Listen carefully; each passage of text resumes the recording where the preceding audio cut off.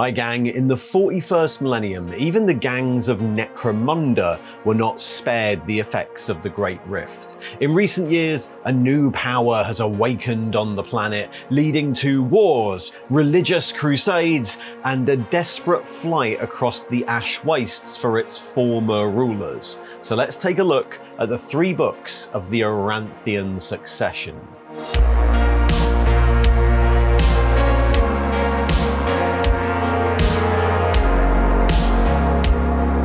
Things have happened on the planet of Necromunda. Published in 2022 and 2023, the Aranthian Succession is a series of 3 books that chronicle the events on Necromunda in the immediate wake of the Great Rift, the fall of the Imperial House Helmawr, and the rise of an ancient enemy from its very long and murky history. The story spans 3 books: Cinderak Burning, The Vaults of Temenos, and The Ruins of Jardlan, each of which contained new characters, new equipment and rules for your gangs, and a narrative campaign with scenarios to play out the events of each book. And together they tell a story that covers desperate gang fights in the Underhive against rising tides of mutants, the defense of lone settlements in the Ash Wastes against a horde of nomads, and firefights in the deep darkness of the subterranean transit tunnels that spread under the surface. All encouraged by an ancient enemy recently energized by the Great Rift. And there are plenty of old enemies buried beneath the sands of Necromunda. The Hive world is truly ancient, settled more than 10 millennia before. Its collection of colossal hive spires are controlled by the 6 major clan houses, from which the gangs of Necromunda we're familiar with are drawn: Cawdor, Escher, Delac, Goliath, Orlok and Vansar, and then the 6 noble houses of the spires who hold all the positions of high office: Co-Iron, Ranlo, Eulanti, Catalus, Griem, and Tai, and then ultimately by the Imperial House itself, helmawr, who, by the 41st millennium, have maintained their hold on power not through decree or birthright, but through wealth, political maneuvering, and the brutal enforcement of their armies of Palanite enforcers for over 7,000 years. Necromunda has many different hive cities spread across its surface, and though they all have their own distinct cultures and things they're famed for, the clans and the noble houses maintain a presence in all of them. The capital, though, is Hive Primus, which sits at the center of the Palanite cluster, a grouping of some of the richest and oldest hives on the planet. Each of the hives is built slightly differently, but all of them follow a simple pattern. At the very top, the spires are the homes of the richest of the hive nobles. Then the majority of the hive in the middle is called the Hive City, the home of the factories and manufactorums and the vast majority of the populace. And then at the bottom is the Underhive, the oldest and most decrepit domes, and usually a wild west of lawlessness and gang warfare. And all of this tends to sit on a polluted sea of millennia-old effluent, often known as the Sump. But outside these hive cities and spires, outside the demands of imperial productivity quotas, are the ancient and polluted Ash Wastes, a grim world of nomads, outlanders, and trade convoys. These are largely beneath the notice of the Imperial House, unless the regular caravans that serve as inter-hive trade are disrupted. But life in the spire is always a bit of a gamble, and a great change in the galaxy could easily see the other noble houses vying for control and the vaunted House Helmawr toppled. And that change was to come in the final years of the 41st millennium. In the year 999 M41, the imperial fortress world of Cadia was destroyed, and the Great Rift began its slow spread across the galaxy, a wound in space through which the dark energies of the warp escaped. Whole worlds were consumed as it spread, or cut off from the light of terror forever, and though Necromunda was to be spared destruction, the appearance of the rift in the skies above the planet still had long-lasting effects.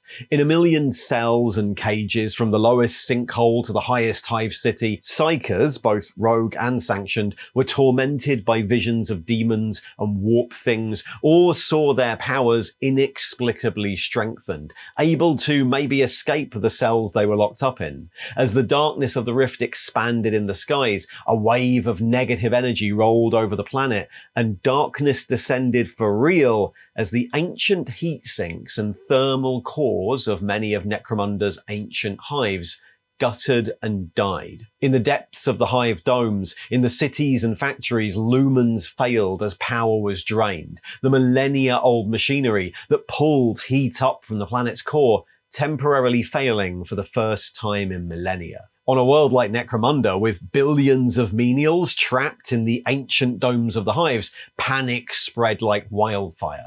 In the spire tops of the noble houses, scions of the great families barricaded their quarters or used the chaos as an opportunity to rid themselves of troubling rivals. In the great hab and factory complexes of Hive City, riots, religious fanatics and rebels ruled the streets, and the Imperial House dispatched its legions of Palanite enforcers to quell the disorder. But the Underhive in those lightless days became a battleground. The detritus of the planet, chaos helot gangs, insane corpse grinder cults, and bands of roving mutants and zombies were energized by the chaos powers and erupted from Hive bottom, and the few beleaguered enforcer patrols present in the Underhive retreated to the barrier of Hive City, sealing the portals at dusk falls and barring any entry up Hive, retreating behind their barricades.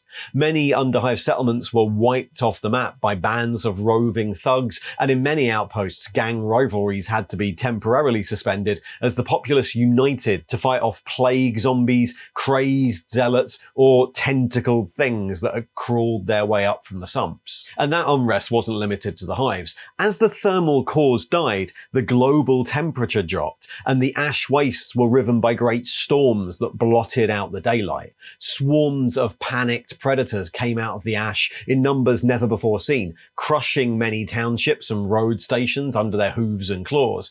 Caravans and convoys saw their engines die and were stranded to starve in the wastelands. And at the vital waypoint of Cinderak City, commanding one of the main north-south roads to the Palanite cluster of hives, the gangs unified against a great assault as the ash waste nomads took these storms as a great sign from the planet and fell upon the interlopers. This was called the Great Darkness, and in the midst of it, the Lord of Necromunda himself, Gerontius Helmawr, was assassinated. A murder cyborg broke its way into his command center, and before his guards could react, it had leapt upon his massive corpulent body, suspended on a grav couch, slashed open his stomach, and injected him with lethal poisons. The assassin was killed by barrages of lasfire from the Helmawr retainers, but the Lord of Necromunda had been dealt a mortal wound, and his body was sealed in a stasis casket until a source of the poison could be identified and maybe, hopefully, countered. 13 cycles later, when power was restored and the storms started to abate, the Great Darkness finally over, many more were dead. Some settlements had been wiped off the map by raiders, some hives had suffered brutally put down insurrections or lost whole domes and zones to accidents. Production quotas were down across the planet, tensions were running high in both the clan houses of Hive City and the noble houses of the Spires, and worse, no one was in control. Gerontius had many legitimate and illegitimate children, but had left no instructions for succession. Amongst the sea of bickering Helmawr claimants, the clan houses and other noble houses started scheming. Silvanus of House Eulanti, one of the oldest houses, renewed their long-standing pact with the clan house Escher. House Co-Iron used their contacts within the redemptionist movement to spread rumours about how Helmawr must have failed Necromunda and therefore been cast down by the Emperor. And House Griam mobilised the military assets of the planet in preparation for a coup. The disruption spread downwards, opportunism was rife, and even the Mercator guilds were affected by the balance of power. Their caravans attacked on the roads. Everyone was on edge, but the flashpoint for this was an old rivalry. as House Goliath and House Escher moved against one another. The over-tyrant of Goliath, Varan Gor, offered his support freely, backing many of the potential claimants to the throne, particularly helmawr, one of the most likely prospects for succession. But Matriarch Primus Adina Sabine of Escher supported Sylvanus Eulanti. As always, this disagreement began in the Underhive and in the lower levels of the city, as Escher and Goliath gangs came to blows across the planet. In Hive Hrothgar, always a stronghold of Goliath, the Escher assets were neutralized quickly. In Ceres, a running gang war erupted, and in Hive Primus, Gor raised a number of gangs in preparation for a massive invasion of Escher territory, but Adina was already aware of their plans and secretly funded slave uprisings to scupper them. House Goliath had always relied on Escher chemicals for their vat-grown warriors, just as much as Escher relied on the raw materials from the industry of Goliath. But Adina had reckoned Escher could hold out longer and embargoed the trade of vital chems to their rivals. But before Escher could fully exploit their gains and fulfill their deal with House Eulanti, a strange figure came before Adina. Lady Credo was a rogue noble, fallen from grace, of which there were many on Necromunda. They plied the wastes and the underhives, small-time rebels with a gang of fervent supporters. But Lady Credo had made a name for herself in previous decades. Lady Credo and her husband had travelled the hive world, gathering oaths and promises from rebels, criminals and outland gangs, until she had an army at her command. And when the Great Darkness descended and Lord Helmawr was mortally wounded, Lady Credo made her move. She appeared before Adina and made her a new promise. Millennia ago, I stood in this chamber before this very throne and made an oath to the first of the House of Blades. I've come to honour my oath if you will honour yours. She triggered a concealed compartment within the hall of the Escher stronghold Adina had never realised was there. Inside was revealed a roll of parchment, and though Adina could not read its contents, she took in the 3 seals holding it shut. The seals of House Escher, House Helmawr, and that of a strange one she hadn't seen before but looked weirdly familiar.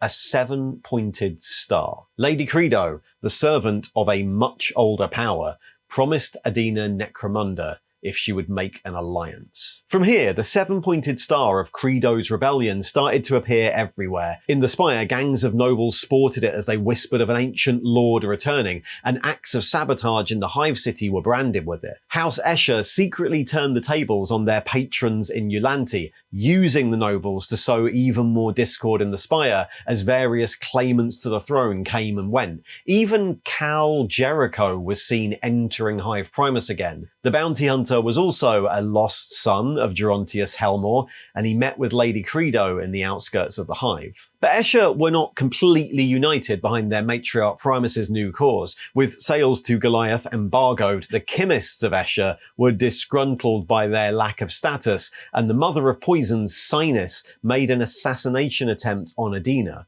It failed, a loyal gang leader interposing herself at the last minute, but it led to a brief civil war in the House of Blades as the chemists attacked Escher enclaves that were loyal to Credo and Adina across the planet. The disruption even saw Escher officially lose the support of House Eulanti, not that that was worth much to Adina anymore. More pressingly, Varan Gor of Goliath had made plans to throttle House Escher's supply lines, gangs of Goliaths burning their way in convoys down the Minerva Highway and wiping out the settlements in the way. Lady Credo attempted to avert this, locating the old over-tyrant, Jangar Gunfists, and smuggling him back into Hive Primus directly into the Goliath fortress, the Fist. But although he killed Varan Gor and took over command of the house, he also killed helmawr in the process, and when the dust was settled and the most promising successor to the Imperial House lay dead on the floor, Django then betrayed Credo anyway and barely changed his plans. The gangs of the House of Chains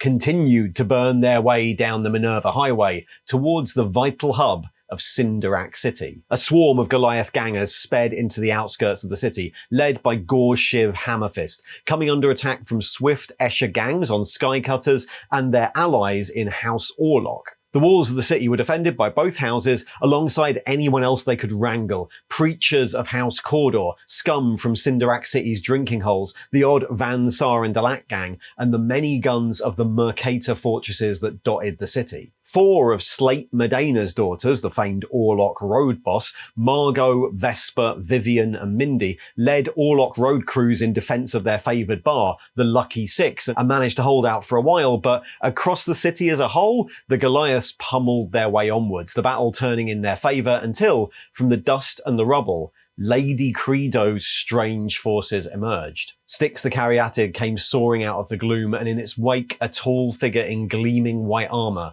armed with a long-bladed polearm. On the figure's cloak was stitched a 7-pointed star in gold. Their eyes glowed with power. Even looking at the figure, the Escher champion Aethera felt her pain ebb away and despair turn to hope. She couldn't say how, but she knew this figure was an ally. Gorshiv loomed out of the smoke and seemed not at all surprised to find someone standing between him and his kill. Instead, he raised his hammers and thundered into the newcomer.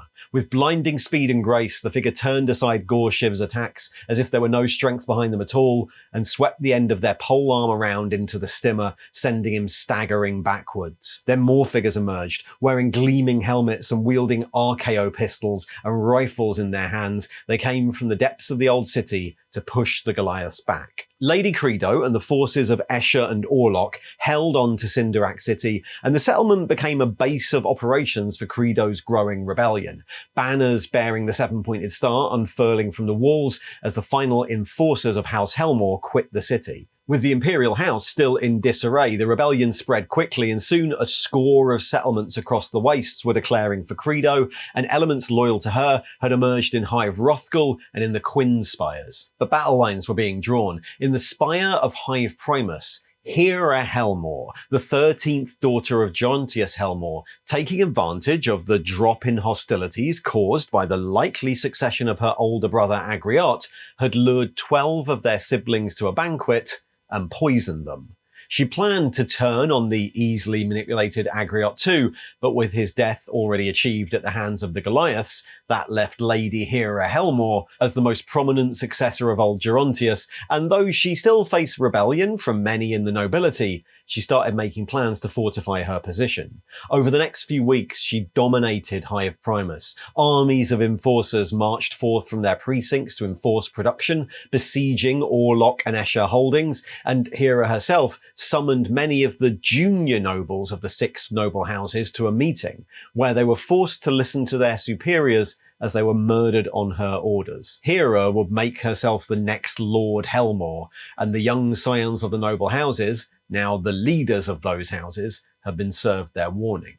In the hastily reinforced ruins of Cinderak City, though, a different sort of uprising was evolving. After the fighting, the displaced masses were confronted by a man emerging from the wastes, an unkempt religious figure known as the Prophet, carrying the remains of a holy man, and preaching of the imminent arrival of one of the lost saints of Necromunda. He would have been easy to dismiss by the rebels if it wasn't for his powerful aura. The people who came into contact with him were overtaken by a sense of purpose and a religious fervour that was hard to deny, and they heard the voice of the lost saints speaking to them. And soon an army of the faithful desperate had joined his pilgrimage. He preached a variant of the Redemptionist creed, but though many local Cawdor gangs had joined up, officially the leaders of House Cawdor and Necromunda's ecclesiarchy had no idea where he'd come from. Lady Credo had long suspected the Redemption had some role to play in the plans of her master, and when she discovered that the Prophet was seeking to awaken a lost saint of the Redemption, she sought to turn his pilgrimage against her enemies. Sending out agents across the wastes and hives of Necromunda, she helped spread word of the lost saint, feeding the hysteria that still gripped the world in the wake of the Great Darkness. The pilgrimage started out north, from the edge of the great crater of Cinderak towards Hive Temenos and the vaults therein, where it was said that the great treasures and relics of the Ministorum of Necromunda resided. Hive Temenos was the religious bastion of Necromunda, site of the holiest of the ecclesiarchal palaces and their small garrison of battle sisters. The de facto ruler of the Hive was Cardinal Armand of House Coiron, who made it clear to the new Lord Helmawr that he had no plans to support this crazy new prophet. But even so, Hera dispatched an army of enforcers, led by the vaunted Scrutinator Servalan, to Temenos, arguably to help keep the peace, but in secret to keep an eye on the Cardinal. The new arrivals, as defenders of the sacred hive, were sworn in as temporary officials of the ecclesiarchy, and in many cases their armour was decorated with seals of the faith.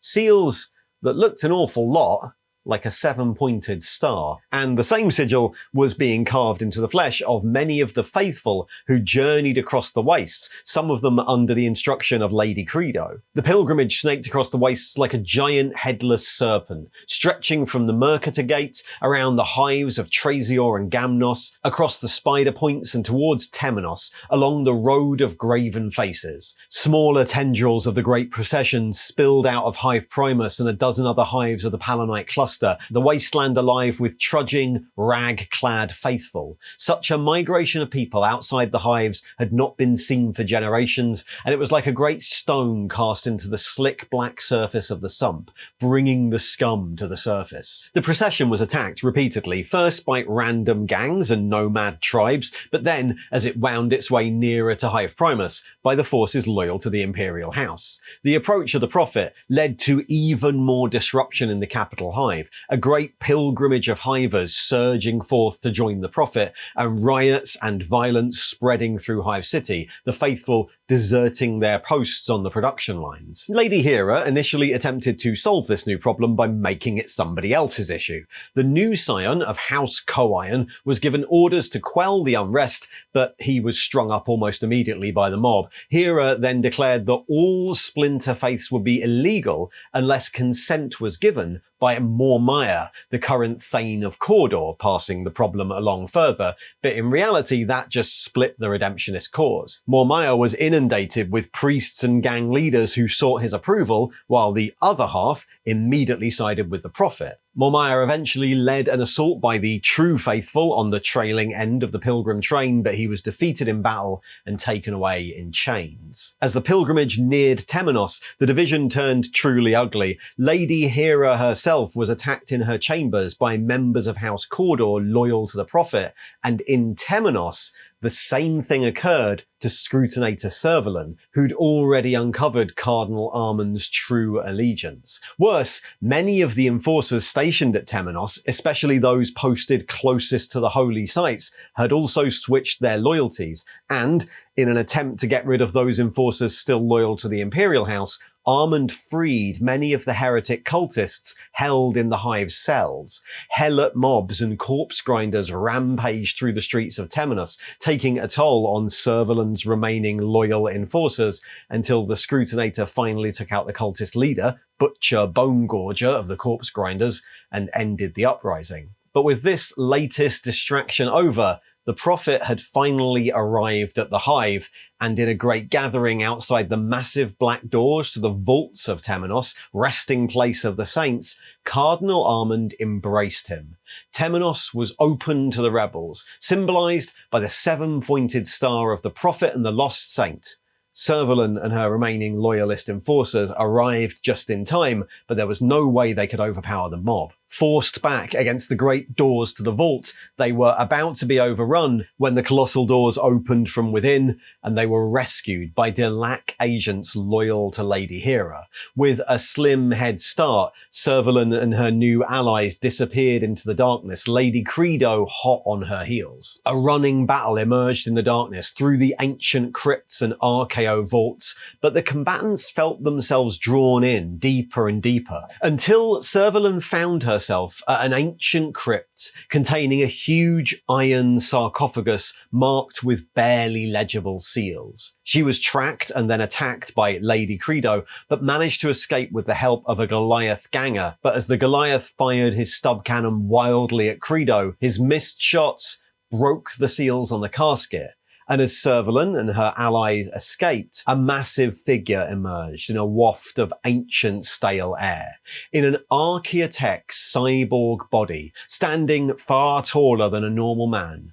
Azostium aranthus of House Aranthus emerged into the darkness of the vaults for the first time in hundreds of years. Azostium made no effort to follow them, and as he righted himself, he considered the slight damage the weapon had done to his chest plate. From behind the sarcophagus, Credo emerged, her blade at her side.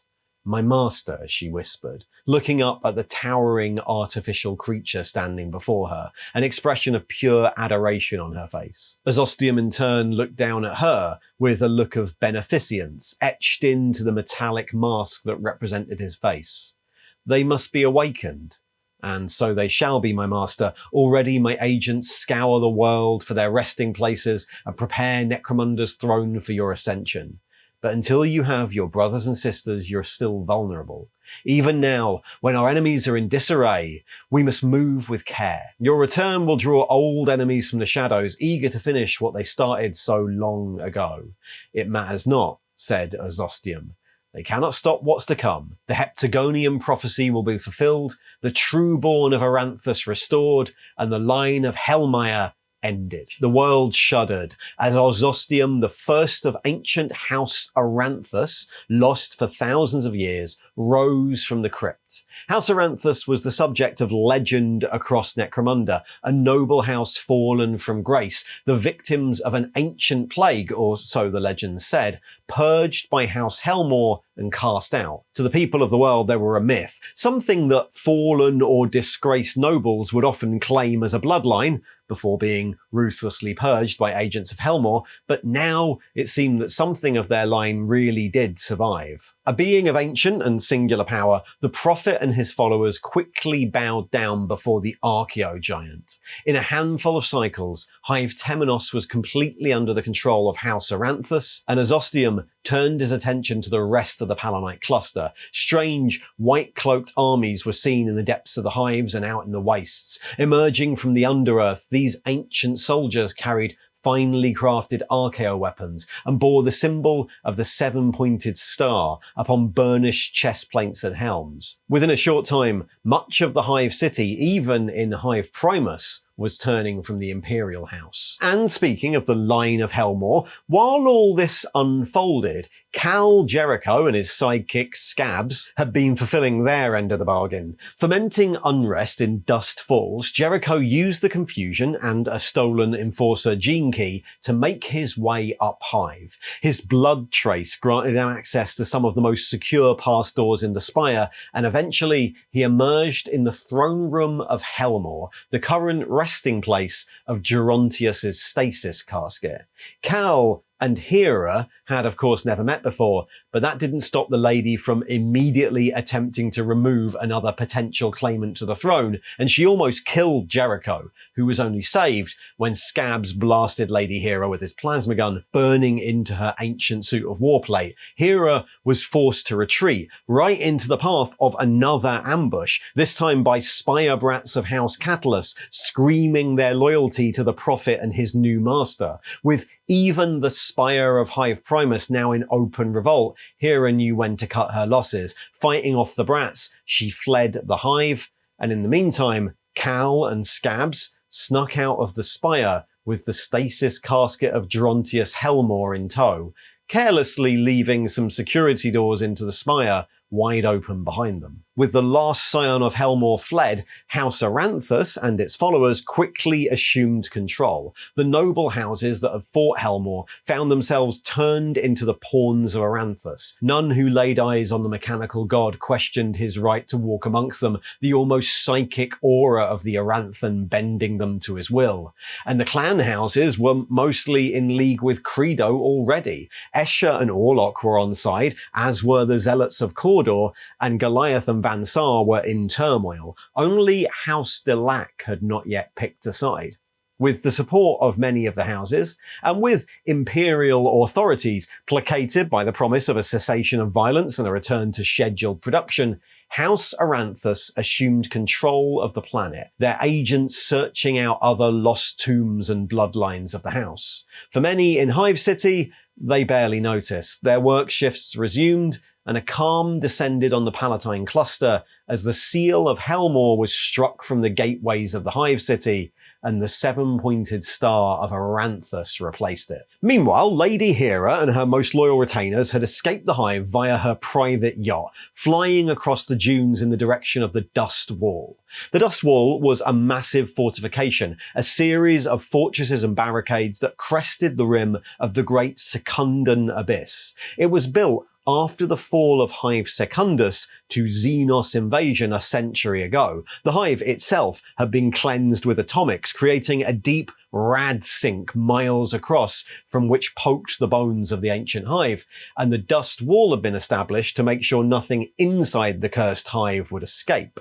Now garrisoned by regiments of the Planetary Defence Force, as well as a colossal army of Palanite enforcers under the command of the loyal Provost Marshal Logan Kane, it was the perfect power base for Hera to plan her next move, but as it would turn out, she wasn't the only one heading for the Dust Wall. While the Hivers and the Habbers had been playing out their religious uprising, the many other denizens of Necromunda had convened their own councils. In the depths of the great equatorial wastes, millions of ash waste nomads gathered for a meeting, the scale of which hadn't been seen for thousands of cycles. A voice, the voice of the planet, some believed, had spoken to its true children, calling for war. The tribes came, led by their great spirits, their bodies possessed by their totems, and the greatest of these was the Lady of Ash, great spirit of the Grey Waste Walkers. The lost Hivers suddenly swarming the wastes were easy pickings, but a true war was coming. The voices had declared it, and it was to be enacted against one of their oldest enemies, the first of the wasteland colonists,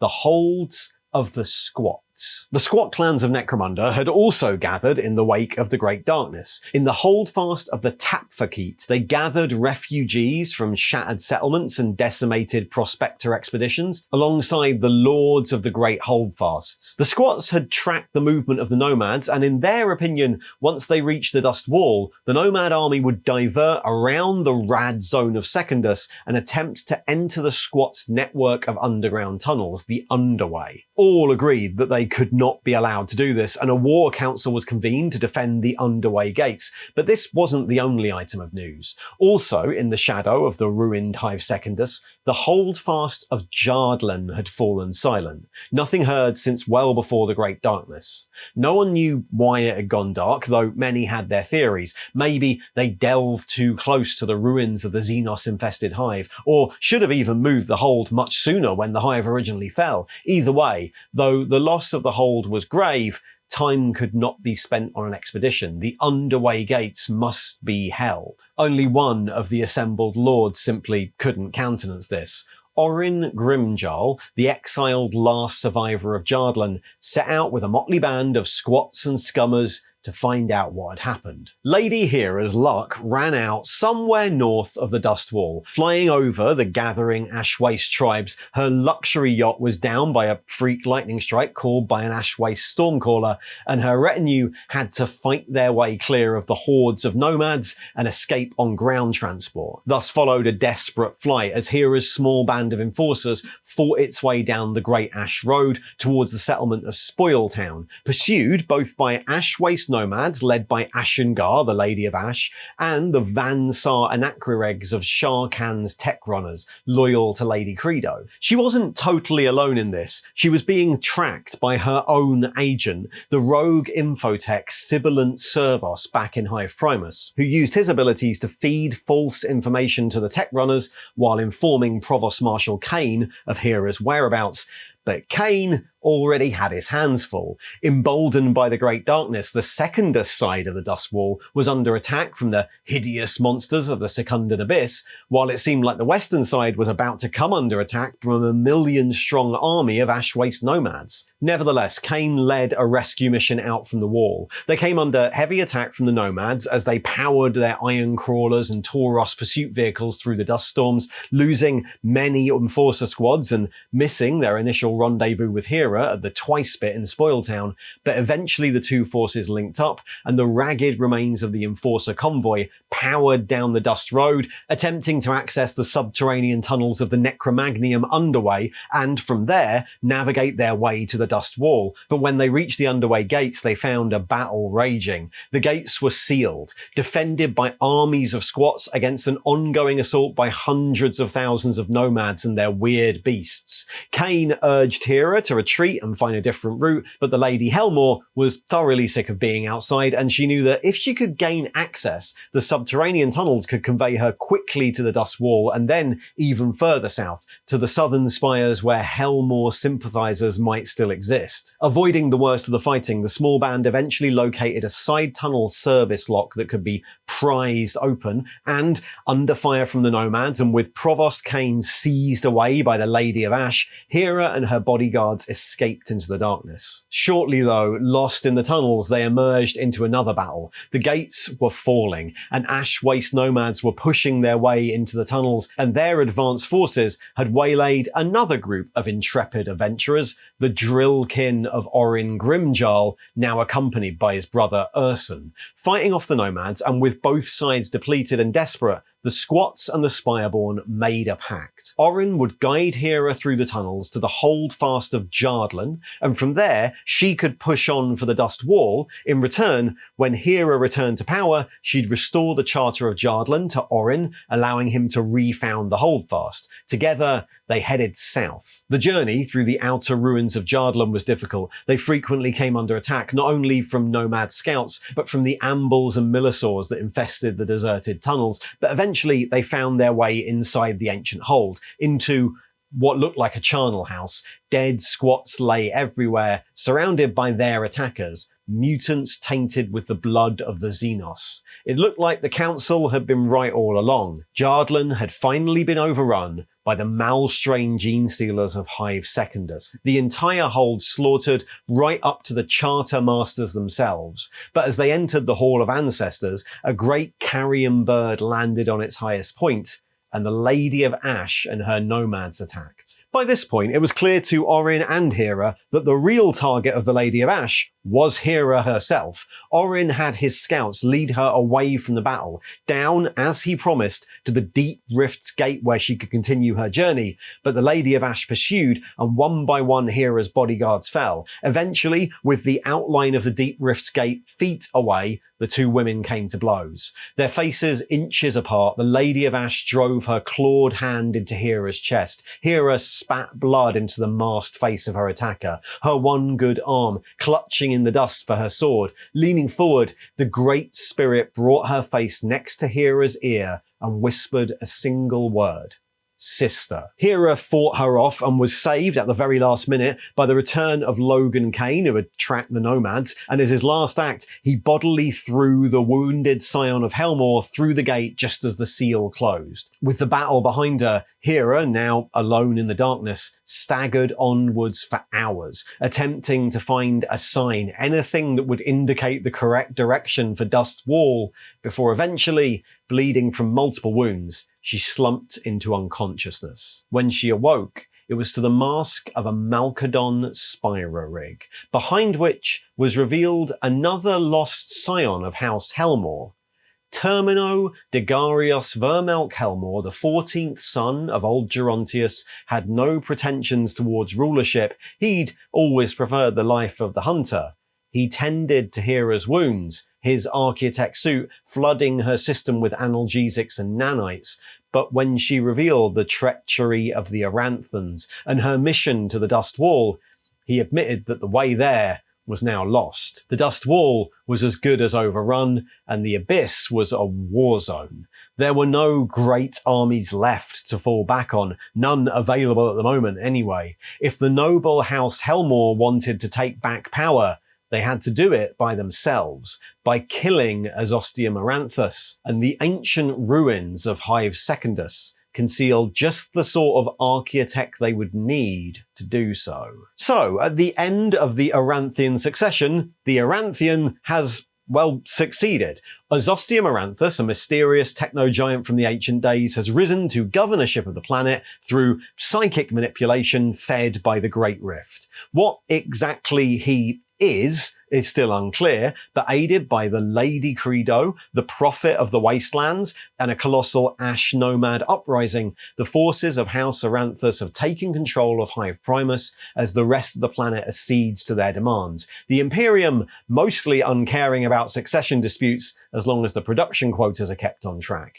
The stasis casket of Gerontius Helmawr is still missing, taken by forces apparently loyal to Credo, and the final two children of his line, with little support remaining, have entered the depths of Hive Secundus, along with teams of Helmawr-aligned spire hunters in an attempt to find a way to regain power. Which is, of course, where the story goes next. What Hive Secundus is a whole other video, and I'm not sure if this is really the end of the Aranthian Succession. It certainly doesn't feel like the end of the story, though whether the next campaign books will continue this naming convention or be called something else entirely is unknown right now. Whatever happens, I'll try and keep up with the story here. For now, Necromunda has been rocked by the biggest change in millennia, but the gangs of the Underhive still make war, and the production of Hive City still rolls on, and the focus is now on the rad-soaked and gene-stealer-infested tunnels of Hive Secundus. Thanks for watching. And if you'd like to hear more about the world of Warhammer 40,000, including occasionally Necromunda, there should be a thing just up there to the right. And if you'd like to support the channel, you can like and subscribe, or look in the thing below for links to Patreons and YouTube memberships where you can get all sorts of fun perks. See ya!